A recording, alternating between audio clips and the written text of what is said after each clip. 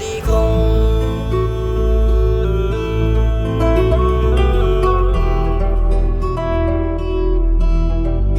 ឈានជើងចូលមកទីក្រុង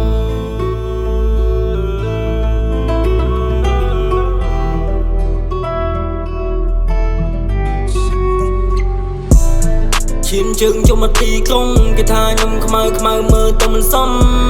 មិនលីទេខ្ញុំមិនបានបង្ខំឲ្យតានាងគិតថានឹងសោះសម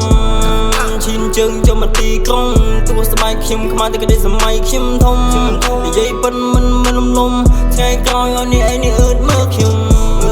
យំសិនគួយចិនគូស្នេហ៍ហើយមើលដួងខែនៅពីនាងសង្សារតែពេលនេះបងនៅឆ្ងាយអូនអូនដឹងដែរទេថាបងនេះឯកាទិញទៀនបងទៅវិញហើយអូនហើយកុំមកអូនចិនអីណាសន្យានេះជាមួយជីវ៉ាយកជ័យជំនះនេះទៅជូនគ្រួសារធីបសូឡូអ្នកណាមិនស្គាល់ទេប្រឹងតាមពីដៃតូទេតែពីដំបងគេមិនស្គាល់ទេឥឡូវឈ្មោះខ្ញុំរីងដូចជាមីលគីវេធីមសូឡូមានតែមួយគ្មានពីរដៃពីរជើងពីរមិនសុំហ្វ្រីស្ទាយខ្ញុំរ៉ែមិនចេះដើរគុំពីក្មេងខ្លះមកឲ្យខ្ញុំឌីហ្វ្រី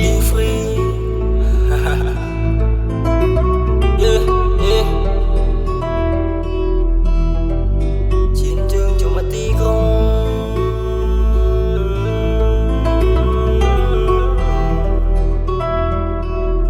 អូខេ let's go ចេញពីផ្ទះដើម្បីមកធ្វើការរកប្រាក់ដើម្បីគ្រួសារ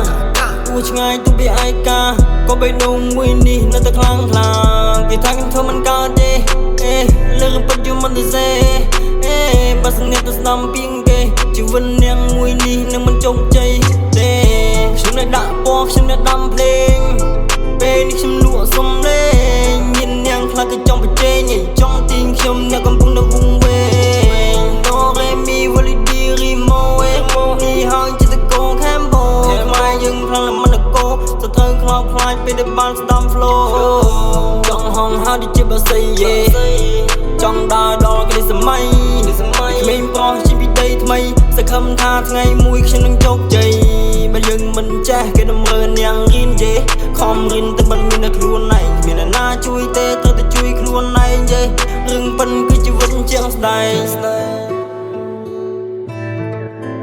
គឺជីវិតជាងស្ដែងជីវិតជាងស្ដែង